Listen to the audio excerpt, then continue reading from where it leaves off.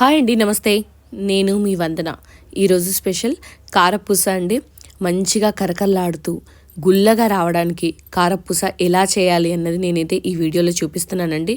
మంచిగా వస్తాయి క్రిస్పీగా, అలాగే ఆయిల్ ఎక్కువగా పీల్చుకోకుండా చాలా బాగా వస్తాయి అన్నమాట. ఇవి వేసే విధానం, అలాగే ఎలా పిండి కలిపితే మనకు మంచిగా వస్తాయి కారపూసలు అన్నది కూడా కంప్లీట్ వీడియోలో చూపిస్తానండి. స్కిప్ చేయకుండా చూడండి.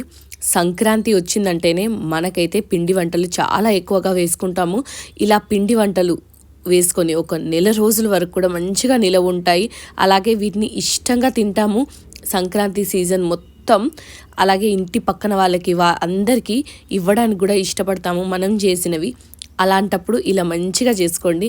దీనికోసం ముందుగా నేను 1 కప్పు వరకు, ఇది పుట్నాల పప్పు అంటామండి మేమైతే, మీ దగ్గర ఏదంటారన్నది మీరు కింద కమెంట్ చేయండి.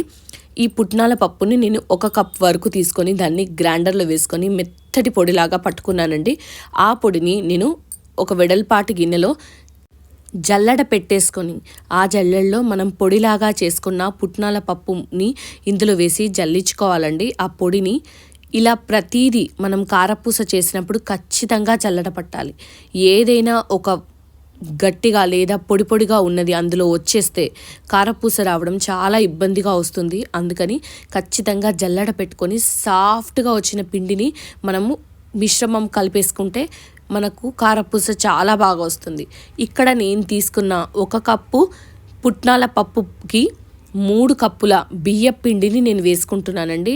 పుట్నాల పొడి కాదు, పుట్నాల పప్పు. పుట్నాల పప్పుని నేను 1 కప్పుని పొడిలాగా చేసుకున్నాను, ఓకేనా. అలాగే 3 కప్పుల పిండిని వేసుకున్నాను, బియ్య పిండిని. ఇప్పుడు నేను దీంట్లో కాస్త కారాన్ని కూడా ఇలా జల్లెడలో వేసుకొని జల్లించుకున్నానండి. ఎక్కడా లంప్స్ లేకుండా చాలా బాగా వస్తుందన్నమాట ఇలా జల్లెడ వేసుకోవడం వల్ల. అలాగే కొద్దిగా ఉప్పు మన రుచికి సరిపడా, దీంతో పాటుగా నేను జీలకర్ర పొడిని వేసుకుంటున్నానండి. అలాగే కాస్త పసుపుని కూడా యాడ్ చేసుకుని చేతిలో ఓమాని వేసి నలిపి ఇందులో వేసుకుంటున్నాను. కొంతమంది ఓమాని పొడిలాగా చేసి వేసుకుంటారండి, కానీ అలా అస్సలు అవసరం లేకుండా ఇలా నలిపి వేసేసుకోండి. నేను చేస్తున్న కారపూస మరీ సన్నటి కారపూస కాదు కాబట్టి ఇలా నలిపి వేసుకుంటున్నాను. మీరు ఒకవేళ ఫైన్గా చేసుకోవాలి కారపూస అంటే అప్పుడు మాత్రం పొడి చేసి పెట్టుకోండి. ఇప్పుడు ఇదంతా కలిపేసి నేను పక్కన స్టవ్ పైన వాటర్ని వేడి చేసుకున్నానండి. ఆ వాటర్ని ఇందులో కొద్దిగా వేసుకుంటున్నానండి. 1 కప్పు వరకు మాత్రమే వేసుకోవాలి. పూర్తిగా పిండి మొత్తం వేడి నీటితో కలపకూడదు. ఇలా ముద్దలాగా కొంచెం అయిన తర్వాత కొన్ని చల్లటి నీళ్ళు వేసుకుంటూ ఇప్పుడు కంప్లీట్గా దీన్ని ముద్ద చేసేయాలండి. ఎలా ఉండాలి పిండి అంటే కొంచెం మనకు చపాతీ పిండి కంటే సాఫ్ట్గా రావాలి. నీరెప్పుడు ఇందులో వేసుకునేటప్పుడు కొద్దిగా మాత్రమే యాడ్ చేసుకుంటూ పిండిలాగా చేసుకోవాలండి ముద్దని. లేదు అంటే ఒకేసారి మీరు నీరు వేసేస్తే మొత్తం అయితే లూజ్ అన్న అయిపోతుంది, లేదు అంటే గట్టిగా అన్న అయిపోతుంది. మనము అందాదా చూసుకుంటూ కొలతలు అడ్జస్ట్ చేసుకుంటూ వాటర్ని అయితే వేసుకోవాలండి. ఇలా కొద్దిగా వేడి నీరు అలాగే కొద్దిగా చల్లటి నీరుతో కలపడం వల్ల పిండి మంచిగా గుల్లగా వస్తుందన్నమాట. ఇలా చిన్న టిప్స్ యూస్ చేసి మనమైతే మంచిగా చేసుకోవచ్చు. ఇప్పుడు దీన్ని నేను 2 ముద్దలుగా చేసి దాదాపు ఒక 20 నిమిషాలు ఇలా కలుపుతూనే ఉన్నానండి. పిండి ఎంత మంచిగా కలిపితే అంత సాఫ్ట్గా మనకు కారపూస వస్తుంది. ఇలా అంతా చేసిన తర్వాత ఒక 20 నిమిషాలు మళ్ళీ మూత పెట్టి పక్కన పెట్టేశాను. అంతలోపు స్టవ్ ఆన్ చేసి కడాయి పెట్టి నేను ఇక్కడ పల్లి నూనెని వాడుకుంటున్నానండి. మీరు కావాలంటే సన్ఫ్లవర్ ఆయిల్ని కానీ, మీరు మస్టర్డ్ ఆయిల్ యూజ్ చేస్తే మస్టర్డ్ ఆయిల్తో కానీ ఎలాగైనా చేసుకోవచ్చు.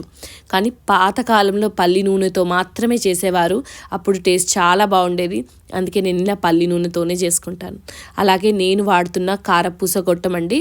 ఈ కారపూస గొట్టంలోకి అన్ని ఆయిల్ వేసి అన్ని వైపులా మంచిగా అప్లై చేసి నేను దీన్ని ఫిక్స్ చేసేసానండి. ఇలా ఆయిల్ ముందుగా పెట్టేసుకుంటే పిండి మంచిగా జారడానికి కూడా హెల్ప్ఫుల్గా ఉంటుంది.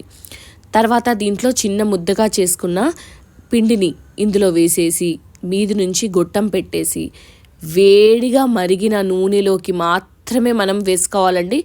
చల్లగా కానీ మీడియం హీట్ అయిన దానిలో మాత్రం వేసుకోకూడదు. ఇలా వెయ్యగానే నురుగ ఇంత బాగా రావాలన్నమాట. అప్పుడే మనకు కారపూస లోపల వరకు మంచిగా ఉడికి క్రిస్పీగా వస్తుంది, గుల్లగా వస్తుంది, చాలా టేస్టీగా వస్తుందన్నమాట. ఇప్పుడు దీన్ని నురగ అంతా తగ్గేంత వరకు మాత్రం అస్సలు గరిటె పెట్టకూడదండి. ఒక్కసారి నురగ తగ్గింది అనుకున్నప్పుడు మాత్రమే గరిటె పెట్టి ఇలా మామూలుగా ఒక వైపులాగా తిప్పితే అన్ని వైపులా ఈక్వల్గా అది కాలడానికి మనకు ఉపయోగపడుతుంది. ఇది మంచిగా పొంగంతా పోయి కాస్త క్రిస్పీగా అవుతుంది అనుకున్నప్పుడు మనం దీన్ని ఇంకొక వైపుగా టర్న్ చేసుకోవాలండి. డైరెక్ట్గా వేయగానే మీరు స్పూన్ పెట్టేస్తే అది చితికిపోతుంది, ఈ షేప్లో రాదనమాట. అందుకని ఈ నురుగంతా తగ్గి ఇలా క్రిస్పీగా అయిన తర్వాత ఇంకొక వైపు తిప్పి అలా ఒక నిమిషం ఉంచేసుకొని దీన్ని తీసి ఒక జల్లెడలో వేసుకుంటే ఎక్సెస్ ఆయిల్ ఏమన్నా ఉంటే కిందికి వచ్చేస్తుందండి. లేదు అంటే మీరు టిష్యూ పేపర్ని కూడా వాడుకోవచ్చు. ఇలా ఇంత ఈజీగా సింపుల్గా మంచిగా రంగు మారుతుంది అన్నప్పుడు తీసేసి వాటిని పక్కన పెట్టేసుకొని ఒకదాని తర్వాత ఒకటి అన్నీ కాల్చేసుకొని మంచిగా తినండి. సంక్రాంతిని ఎంజాయ్ చేయండి. వీడియో నచ్చితే లైక్ చేయండి. Thank you.